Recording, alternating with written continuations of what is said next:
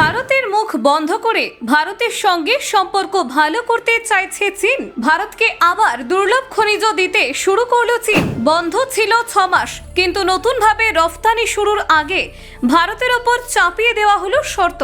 6 মাস পর ভারতকে বিরল খনিজ রফতানি শুরু চীনে, তবে কড়া শর্তে। শর্ত ভাঙলেই ফের রফতানি বন্ধ। বেজিং এর কড়া বার্তা দিল্লিকে। ট্রাম্প শি বৈঠকের পর বদল পরিস্থিতি। এবার ভারতের দিকে চীনের শর্ত সাপেক্ষ হাত। আমেরিকা নয়, শুধুই ভারতে বিরল খনিজ রফতানিতে চীনের নতুন নীতি এলো প্রকাশ্যে। সামরিক খাতে নিষেধাজ্ঞা, খনিজ ব্যবহারে দিল্লিকে সতর্ক করলো বেজিং। ট্রাম্পের সঙ্গে গোপন চুক্তির পর ভারতের ওপর চাপ। কূটনৈতিক খেলায় এগিয়ে চীন। অ্যান্ড ইউজার সার্টিফিকেটের জালে ভারতীয় সংস্থা। বেজিং এর নজরদারি শুরু। বিরল খনিজে চীনের একচ্ছত্র আধিপত্য চলছে, আর তাতেই ভারতের সামনে নতুন দোটানা। রফতানি খুলল ঠিকই, কিন্তু মুক্ত নয়। চীনের শর্তে বাধা ভারতের খনিজ বাজার। দেখুন, প্রায় 6 মাস বন্ধ থাকার পর অবশেষে ভারতকে আবার বিরল খনিজ রফতানি শুরু করলো চীন। তবে এই রফতানিতে আগের মতো খোলা দরজা রাখেনি বেজিং। এবার দিল্লির উপর একাধিক কঠোর শর্ত চাপিয়ে দিয়েছে তারা। বেজিং এর তরফে স্পষ্ট জানানো হয়েছে, এই শর্তগুলির একটিও ভঙ্গ হলে ফের রফতানি বন্ধ করে দেওয়া হতে পারে। গত কয়েক মাস ধরে বিরল খনিজ রফতানিতে চীনের কঠোর অবস্থান আন্তর্জাতিক বাণিজ্যে এক ধরনের অস্থিরতা তৈরি করেছিল। চীন বিশ্বের অন্যতম প্রধান বিরল খনিজ উৎপাদক দেশ।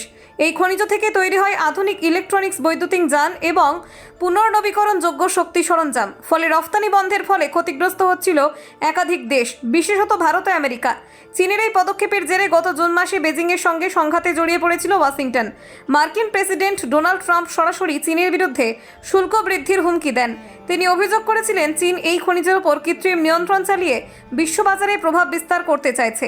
তবে দক্ষিণ কোরিয়ায় ট্রাম্প ও চীনা প্রেসিডেন্ট শি জিনপিং এর বৈঠকের পর পরিস্থিতি পরিবর্তন দেখা যায়। সেই বৈঠকে ট্রাম্প দাবি করেন, বিরল খনিজ সমস্যা নিয়ে ইতিবাচক সমস্যার সমাধান হয়েছে। তিনি আরও জানান, আমেরিকায় এই খনিজ রফতানিতে আর কোনো বাধাই থাকবে না। বৈঠকে উপস্থিত মার্কিন প্রশাসনের এক শীর্ষকর্তা জানান, চীন ও আমেরিকার মধ্যে 1 বছরের জন্য বিরল খনিজ সংক্রান্ত একটি চুক্তি রয়েছে। এই চুক্তির আওতায় আমেরিকা নির্দিষ্ট পরিমাণ খনিজ পাবে এবং বাকি দেশগুলির জন্য আলাদা রফতানি নীতি অনুসরণ করবে বেজিং।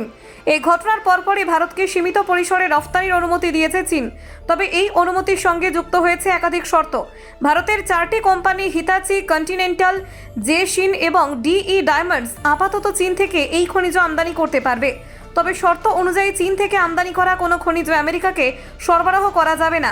একই সঙ্গে তার সামরিক খাতে ব্যবহার নিষিদ্ধ করা হয়েছে, অর্থাৎ ভারতের শিল্প খাতের জন্য অনুমতি মিললেও প্রতিরক্ষা খাতে এর ব্যবহার কঠোরভাবে নিয়ন্ত্রিত থাকবে। চীনের অভিযোগ, তাদের রফতানি করা খনিজ অনেক দেশ গোপনে সামরিক প্রযুক্তি উন্নয়নে ব্যবহার করছে। ব্যুরো রিপোর্ট, অজানার দেশে।